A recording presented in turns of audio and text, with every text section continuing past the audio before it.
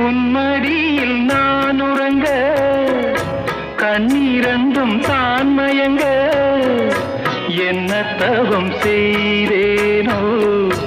என்னவென்று சொல்வேனோ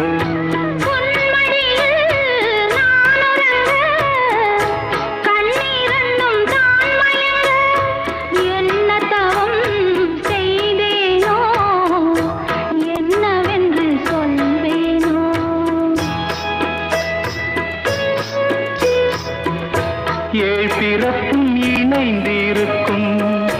சொந்தம் இந்த சொந்தமம்மா வாழ்விருக்கும் நாள் வரைக்கும் தஞ்சமுந்தன் நெஞ்சமம்மா